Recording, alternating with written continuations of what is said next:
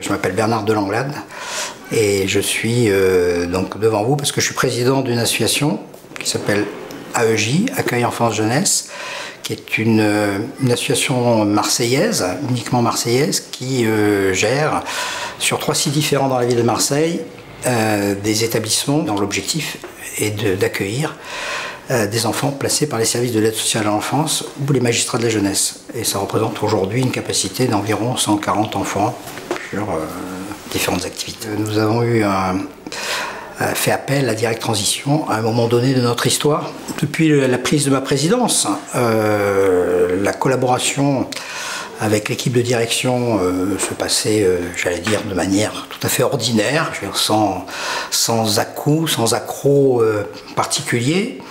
Même si ces établissements vivaient une période de leur histoire un peu compliquée, puisque le directeur en poste, lorsque j'ai pris la présidence, venait de succéder à un directeur qui avait finalement créé les établissements, impulsé sa marque sur l'ensemble des établissements, recruté l'ensemble des salariés et qui est resté en fonction pendant environ 37 ans.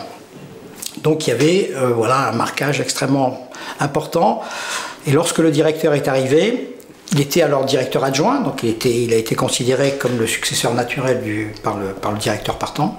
Et il y a eu aussi un contexte très lui national et même international qui a été la période de Covid et de confinement total des établissements. Il faut savoir que pendant toute la période de confinement, tous les enfants étaient scotchés à l'intérieur des établissements puisqu'il n'y avait plus d'école et donc c'était 24 heures sur 24, 7 jours sur 7, en vase clos, donc sur chacun des sites.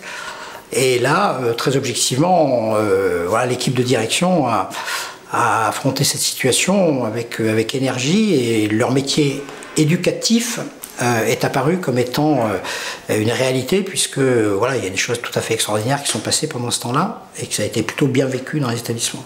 Malgré tout, une fois la sortie du Covid réalisée, il y a eu à nouveau l'esprit de revendication qui est apparu.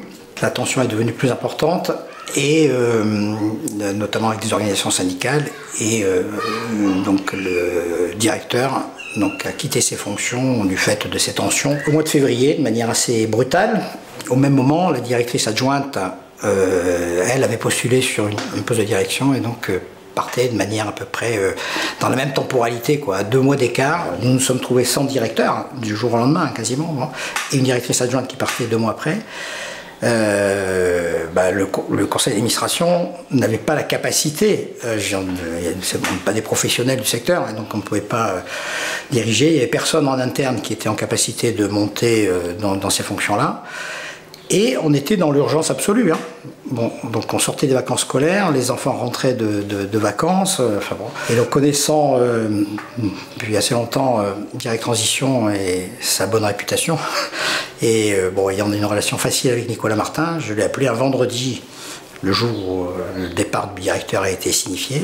Le lundi ou le mardi, il m'a appelé en me disant j'ai quelqu'un qui peut assurer le relais immédiat de cette direction, et il m'a proposé aussi une directrice adjointe de transition.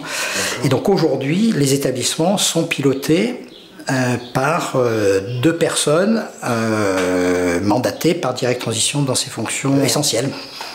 C'est-à-dire que c'est pas du jour au lendemain, mais c'est en 3 jours.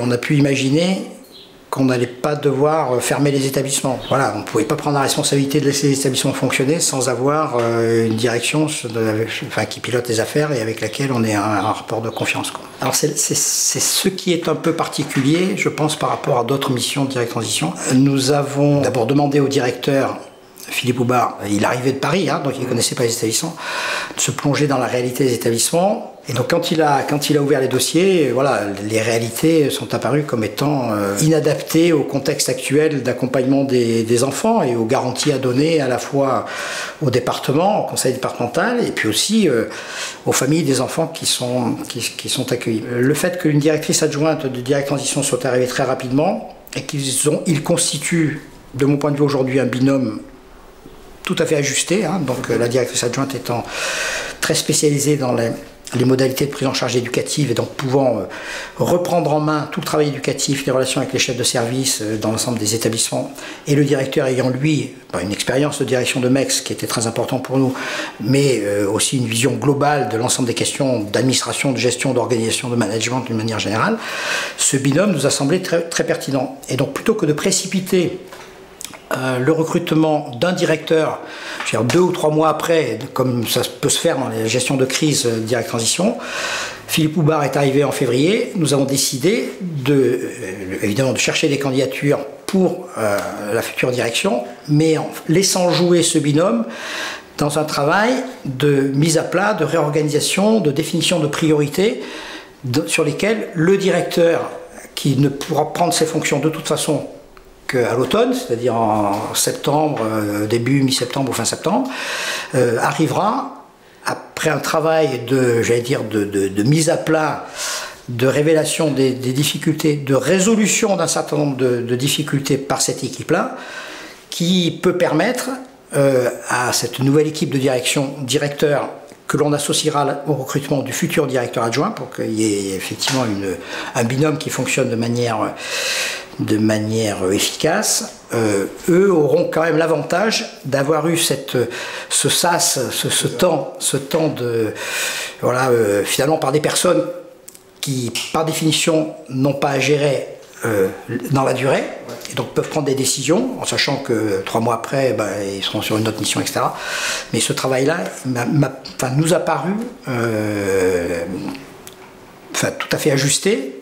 Et en tous les cas, la pertinence des deux personnes est pour nous évidente. Cette période de crise gérée, et de mon point de vue, bien gérée par ces 2 personnes, avec le mandat d'oser ouvrir tous les dossiers et re-questionner toute une série, une batterie de dysfonctionnements, etc., à mon sens, peut permettre à un directeur qui va être recruté, certes dans un établissement qui a connu des difficultés, mais dont l'état des lieux et même les solutions sur un certain nombre de dysfonctionnements auront été trouvées par des personnes qui vont au charbon, quoi. Donc, à l'arrivée de Philippe, finalement dans la semaine qui a suivi ce départ, on a organisé une réunion de l'ensemble du personnel. Le conseil d'administration a assumé ses responsabilités en étant présent aux côtés de Philippe,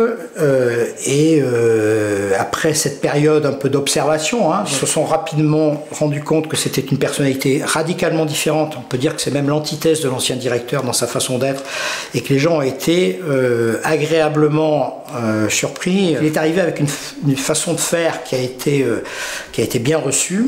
On a pu constater que les équipes exprimer leur satisfaction d'avoir des interlocuteurs qui répondent à leurs questions, qui les aident dans la résolution des difficultés qu'ils peuvent avoir, auprès de qui ils peuvent prendre conseil, etc.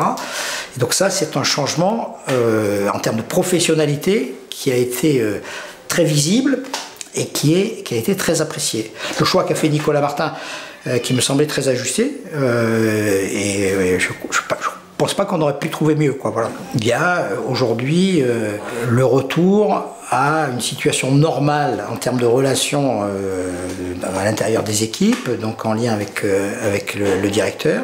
Tout ça, c'est très positif, et donc ça permet de reconstituer à terme, pas aujourd'hui, c'est pas miraculeux non plus, mais l'unité de l'ensemble de ces établissements. D'une part, je dis ça sur le fonctionnement interne des différents lieux, différents établissements, mais aussi nous avons jusqu'à présent un soutien très, très affirmé et très réel du département pour nous aider à vivre ce temps de reconstruction. Donc on est en train, en fait, et l'engagement que l'on a, c'est de redéfinir un projet institutionnel qui s'inscrive dans le XXIe siècle et ne soit pas le résidu de la fin du siècle dernier, quoi.